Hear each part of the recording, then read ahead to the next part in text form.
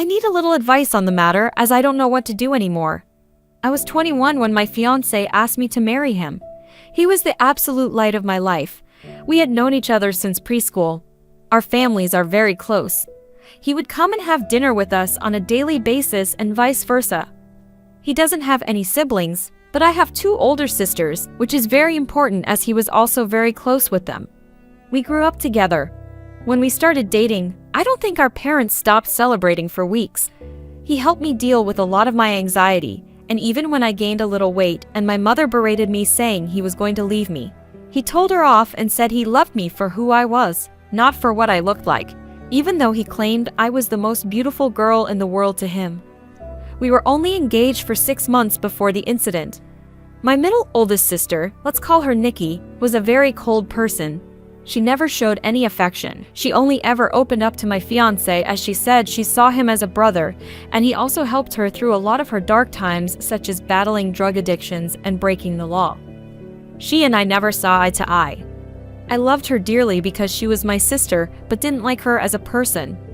Out of the blue, she tells me she wants to take me clubbing as we had never been together before, and she felt bad that she was so distant to me. I agreed, and that night we went out. Clubbing wasn't really my style, but once I had a few drinks, I loosened up a little and began having fun. The night was going smoothly until Nikki spotted a guy across the room whom she claimed she wanted to climb him like a tree. She walked over to him, and within a few minutes she was back, and she had a sour expression on her face. I asked her what was up, but she never said anything. I kept pressing because I didn't want our night to be ruined. She then told me the guy didn't want her number, but he wanted mine instead. I told her he was a loser, and there were plenty of guys around who would kill to be with a girl like her. She didn't budge though. She told me she needed to use the restroom, and then we would leave. I waited for another hour. During this time, I was sipping on a lot of different cocktails. I then started feeling really dizzy and lightheaded. I figured I'd just cab it home as I was certain Nikki had left. On the way out though, I bumped into a friend of Nikki's whom she had briefly dated. He asked me if I needed a hand to my car, and I explained I was getting a cab. He said he was getting ready to leave and we could share one. I told him okay, and we walked out of the club together and into the first cab we saw. I tried to find my phone in my purse, but I felt myself getting dizzier and dizzier. I don't remember what happened next as I blacked out, and the next morning I woke up on a hard sofa, my head pounding. When I came to, I realized I was in Nikki's friend's house, and my phone was sitting on the glass table in front of me, but it was dead on battery. When he noticed I was awake, he offered some tablets and water and explained that I had passed out in the cab, and he didn't remember my parents' address, so he just picked me up and took me back here where he laid me on the sofa. I told him I needed to go home as my fiancé would be worried. He called a cab and I left. When I arrived at my parents' house, my mother, father, Nikki, my fiancé, and his parents were all standing in the living room. I thought they were worried about me, but the instant I opened my mouth, my fiancé asked how could I do this to him. I tried to explain that my phone was dead, but he then went on screaming about how I cheated on him. I was baffled. Why would he think that? I tried to explain the night's events, but I kept getting cut off. Nikki then chimed in and said I was lying and asked how I could be so heartless to a man who has been there for me through thick and thin. She went on to say I kept flirting with random guys all night, and then when she went to the bathroom, she saw me leave with her friend. I told her what had happened, and she showed me photos on her phone whereas we were leaving. His hand was on my back ushering me outside. Yes, the photo did look horrible, and I was so drunk I didn't even realize his hand was on my back at all. My fiancé was so angry. He kept shouting and his mom and mine were both crying. I then asked Nikki to call her friend and he would confirm nothing happened, but when she called him, he told a completely different story. He said I begged him to take me back to his, and when he did, we slept together multiple times. I saw red and started crying and yelling at Nikki because I knew she had organized this whole thing to make me look bad. I begged my fiancé to believe me, but he just shook his head and left. When everyone had cleared out, my mother slapped me across the face and told me to get out. I left and went to a friend's house where I stayed for a few nights. During those nights, I called my fiancé crying and pleading with him to believe me that nothing happened, but it all fell on deaf ears as he never returned any of my calls or texts. My mom texted me and told me she was kicking me out and that she couldn't believe I would do such a thing, and a lot of hurtful other slurs I don't think I could repeat here. She didn't even give me time to get my things as she threw everything out. I was now homeless. None of my family would take me in, as they chose my fiancé and mother's side. I was homeless and single in less than a day and a half.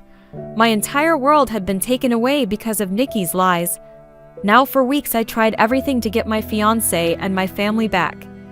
The limit for me, though, was when Christmas time had come and I went over to my mother's house to try and reconcile. I was sleeping from couch to couch during this time. When I got to my parents' house, I knocked on the door but no one answered. My friend then called me and told me she just saw on Facebook that my family were in another state celebrating Christmas and they had posted pictures online. Everyone was there, my sisters, parents, grandparents, and even my fiancé and his family. When I myself saw the photos, I couldn't stop crying as they all looked so happy. I cried for days and days before deciding to block them all. I even returned my engagement ring. My friend knew someone a couple hours away who was looking for some help in his restaurant, and he even had living arrangements above where he worked so I could get rent at a cheap price and work at the same time. I wanted to start over with my life, as it hurt me that no one took my side and they all left me to fend for myself. I was able to move pretty quickly and was doing well. The apartment was tiny and I had to work 10+ hours almost every day, but I was able to save a lot of money. I'm not living in the apartment anymore. I was able to rent a much nicer condo, but I am still working at the restaurant as assistant manager. Now it has been roughly 2 years since I left and have not spoken to any of my family. I had no idea what was going on with them until I got a knock on my door. It was my ex-fiancé. I was shocked, to say the least. All these feelings came rushing back and all I wanted to do was jump into his arms. But then I remembered the pain I had felt and tried to slam the door in his face, but he stopped it and asked that I let him explain.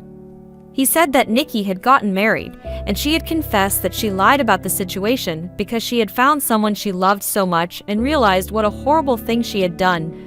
I asked him how he found me, and he said my friend told him. My entire family has been trying to get in touch with me and want to see me. I told him I needed time to see if I even wanted to have them in my life. He left, and I have been a mess since. I don't know what to do. I know I will never ever forgive Nikki. She could rot for all I cared, but it's hard because my other family and fiancé didn't know she was lying. But I also felt like they abandoned me too quickly without letting me explain my side. I don't know if I should forgive them. Any advice would be very helpful. My family and fiancé excommunicated me after my sister sabotaged me. Part 2. The last time I spoke to you all, my fiancé had just visited me after 2 years, saying my family and him wanted to reconnect after my sister sabotaged me to make me look like I cheated. Well, I have an update for you. So, I never got back to my ex. I didn't know what to do. But eventually he must have given my phone number to my parents as they texted asking to meet up. I never replied and was planning on organizing a Zoom meeting, but didn't need to as they also showed up at my door. Well, my father did. When I answered the door and saw him standing there, I ended up throwing up, which he insisted on cleaning. When he was done, we sat down and I just busted in tears. My emotions were all over the place, and my father has worn the same cologne for a really long time. So when I smelled it, it just brought back all these memories. He tried to hug me, but I pushed him away and asked what he was doing here. He went on to explain he and my mother are getting a divorce. He said he begged my mother to get in touch with me the minute I left. But she refused and said I was acting like a baby, and if I wanted to leave them after doing something so horrible, then I could do things on my own from then on. I asked him how long it took them to notice I was gone. He said they arrived back home after New Year's Eve and were planning on inviting me over so we could talk. That's when they got in touch with my friend and she told them I left and she didn't know where I was. I asked him why he didn't listen to my side of the story and why they threw me away so easily. He just started crying. He said he never meant for things to get so out of hand and he wishes more than anything he could take it all back. I said when they found out Nikki was taking drugs and had dropped out of high school, they didn't throw her away. Instead, we all went on a holiday so she could focus on things besides drugs, and during that trip, she got hooked on alcohol, and each time they defended her over and over. He said he had no idea my mother was going to kick me out. He He thought it was going to be for a few days, but then they decided at the last minute to spend Christmas out of state. My mother apparently promised him I would be allowed back home after they got back. I said she threw away all my stuff, but he said everything was still there, and she lied about that. I asked him what had happened to Nikki, and he said she is dead to him. He wants nothing to do with her, but my mother has been crying to him, asking to forgive Nikki as she is not well, and they had already lost one daughter. They cannot lose two. He blocked my mother and Nikki and has been on my ex's case about finding me. My ex caved in when my dad said he blocked my mother and Nikki and told him where I lived.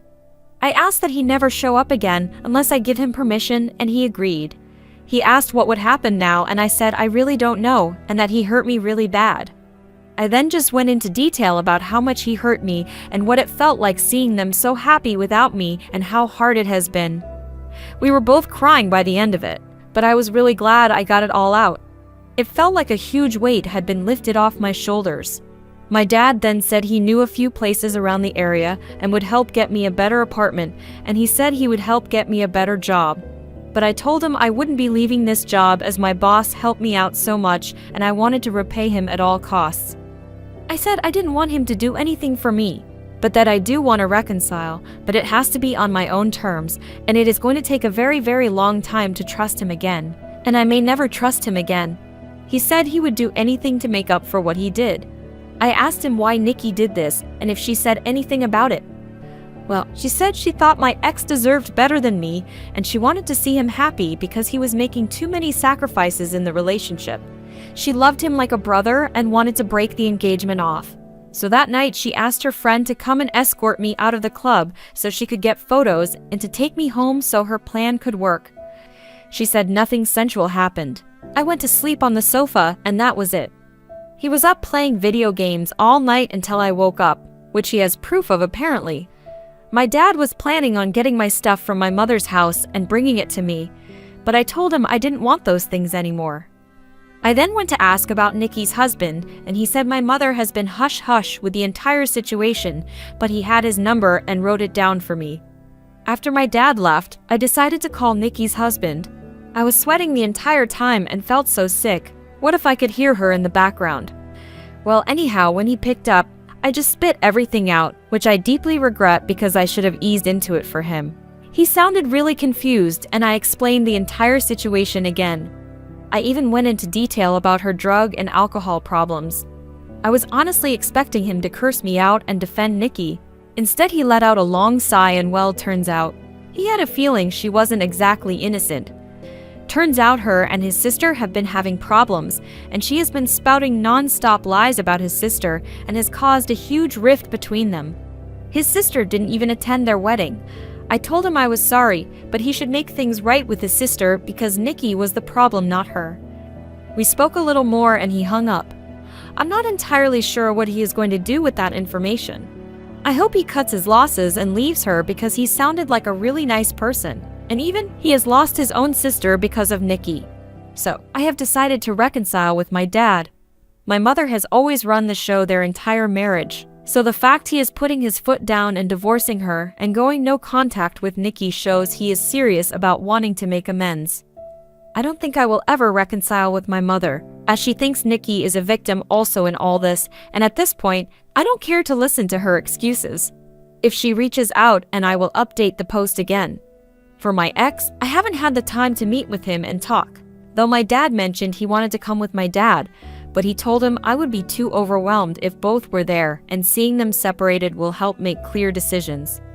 He also mentioned my ex was arrested for assaulting Nikki's friend who lied about the entire situation. He was being charged, but the charges were dropped a few days later. I will update the post again when I have time to speak to my ex. Thank you guys for listening to this story. It's something that has been bottled up in me for a long time.